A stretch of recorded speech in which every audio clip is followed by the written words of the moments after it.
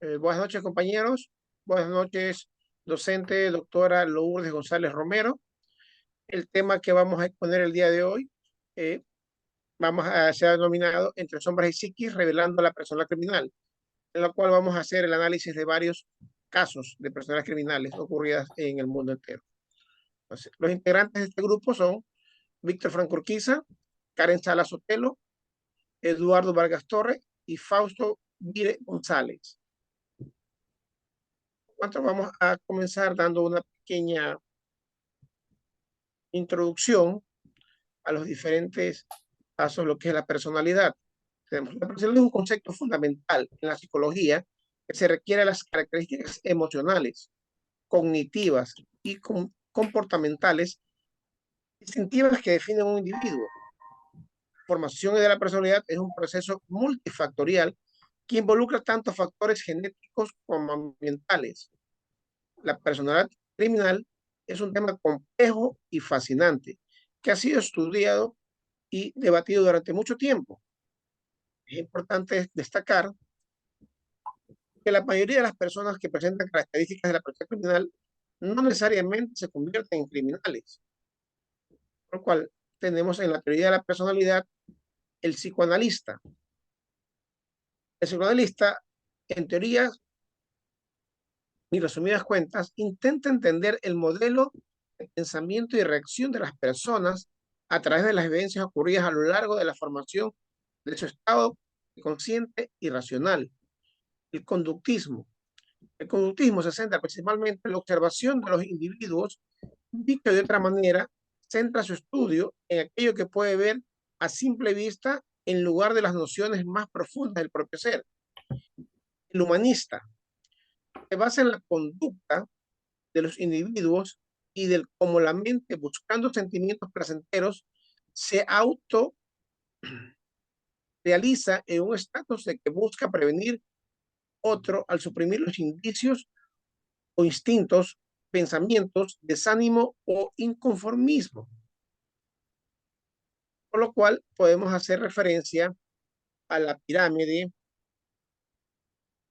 de Maslow, que se personaliza en 5 estados o 5 etapas, teniendo para ello la primera que sería las necesidades fisiológicas, que son dormir, comer, emociones. ¿Sí?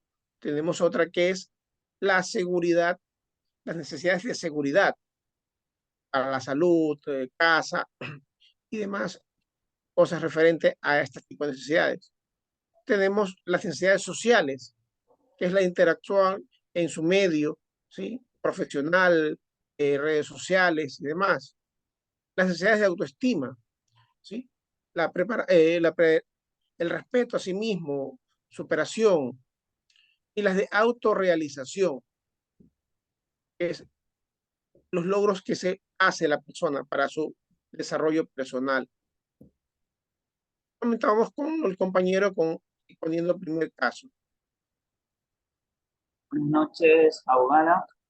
Soy Eduardo Vargas. A mí me toca dar análisis de mi caso, donde yo escogí a una persona muy conocida en Estados Unidos, que tiene el nombre de Jeffrey Dahmer.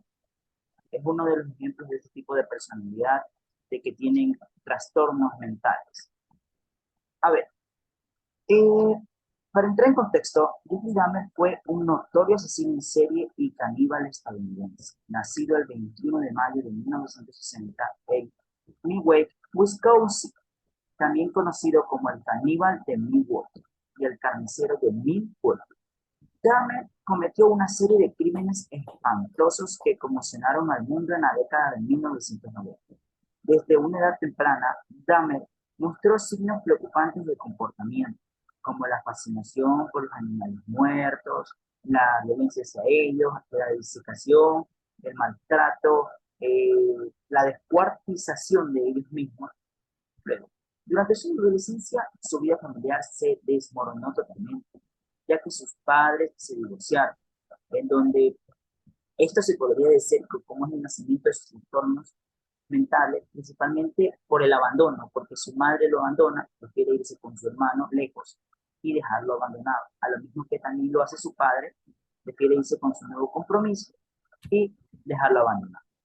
Durante ese tiempo, él desarrolló un alcoholismo severo y una adicción al consumo de la pornografía. Sus tendencias asesinas comenzaron en 1878, justo después de haber acabado su secundaria, cuando recogió a una persona en una pista llamada Stephen Hicks, perdón.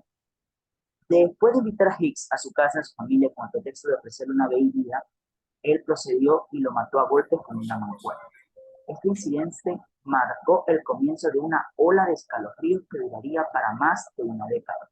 Fue arrestado por primera vez en 1991 cuando uno de sus futuros objetivos logró escapar y alertó a la policía cuando las autoridades allanaron su departamento y descubrieron escenas espeluznantes con cuerpos desmembrados y restos humanos.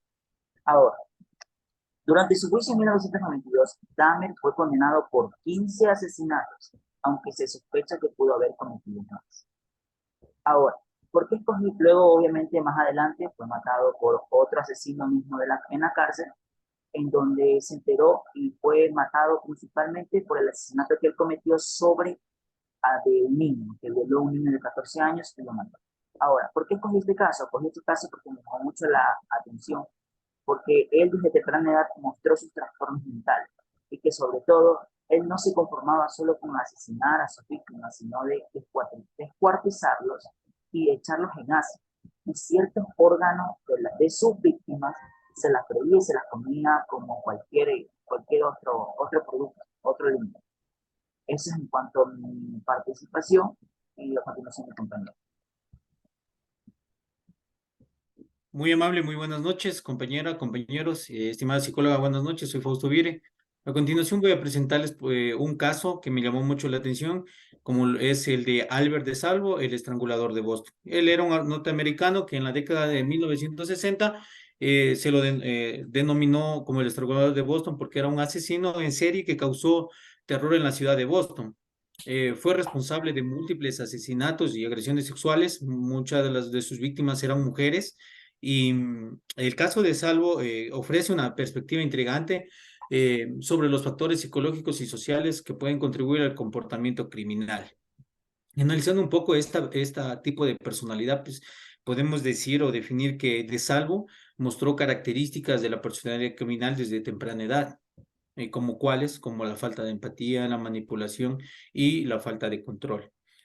Su modus operandi y la forma en que interactuaba con sus víctimas mostraban ciertos rasgos, es decir, él se ganaba la confianza de las víctimas y para poder atacarlas. Él aparentemente se mostraba como un hombre muy amable, pero tenía la habilidad de ser manipulador.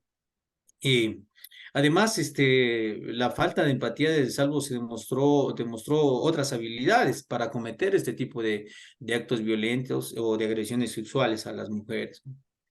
Su personalidad criminal, pues, le incitaba a cometer este tipo de delitos. También podemos decir que dentro de la interacción social de Salvo tenía rasgos comunes de personalidad criminal. Como le dije anteriormente, que normalmente este tipo de delincuentes lo tienen. También podemos decir de que dentro de las características principales de la personalidad criminal de Salvo, tenemos que sus acciones y su comportamiento mostraban rasgos comunes de esta personalidad.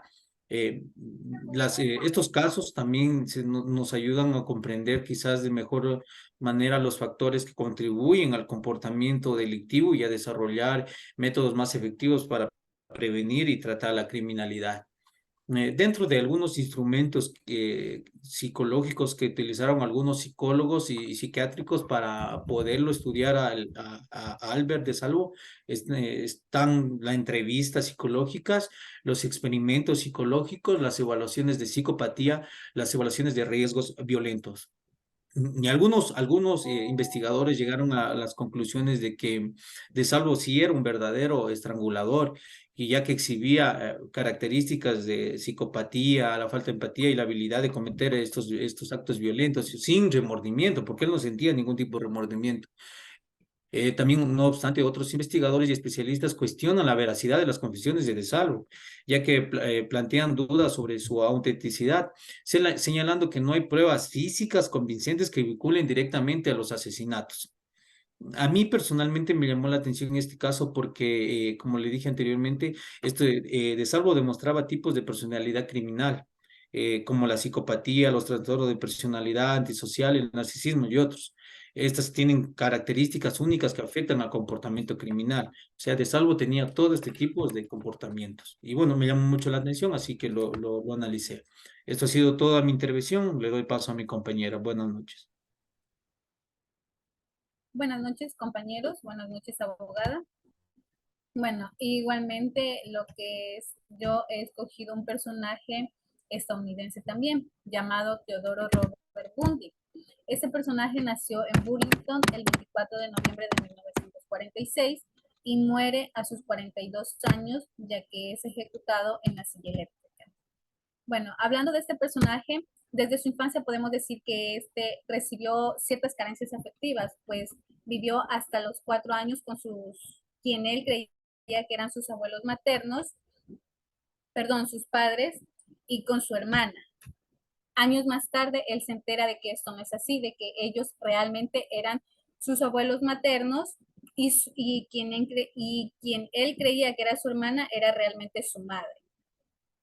Se puede decir que estas son o digamos algo que él le afectó, ya que en su niñez o en parte de su adolescencia, debido al maltrato que él recibía, él, su abuela y su madre por parte de su abuelo materno, él se alejaba de la sociedad, no le gustaba interactuar con la sociedad. Años más tarde, este personaje se inscribe en lo que es la universidad, junto a su novia, quienes tienen una ruptura y hace que este hombre se llene de coraje, se llene de rabia, se obsesione con esta chica. Los asesinatos de este hombre empiezan en los años 1970 más o menos. A él el FBI le logra demostrar la culpabilidad en solamente 36 asesinatos, pero se calcula que fueron muchos más asesinatos. El modus operandi de él era presentarse ante sus víctimas de la manera, en cierta parte, como víctima, pues él se presentaba como un estudiante tímido, retraído y que siempre andaba con un yeso o un cabestrillo en su brazo. Él en todos sus asesinatos lo que se encargaba era de buscar jóvenes universitarias, lastimarlas físicamente, golpearlas brutalmente y violándolas y terminando con su asesinato. Este hombre es detenido no debido a una investigación, sino más bien a un pequeño error cometido por él, pues es detenido por la policía solamente para revisar los documentos del vehículo, donde él sale a la fuga y minutos más tarde lo detienen, descubriendo en su vehículo esposas, pistolas y cosas así. Ahí se empieza a realizar una investigación y se descubre que él es quien ha estado propiciando estos asesinatos en diferentes condados. Él es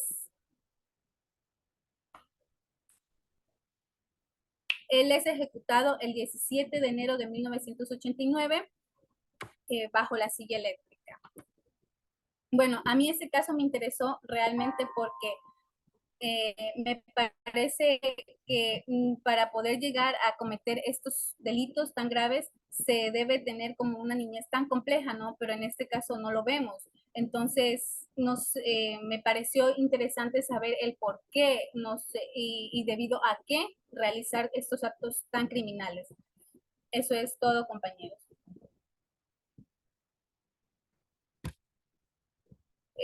Víctor. Listo, compañera. Muchas gracias por sus intervenciones.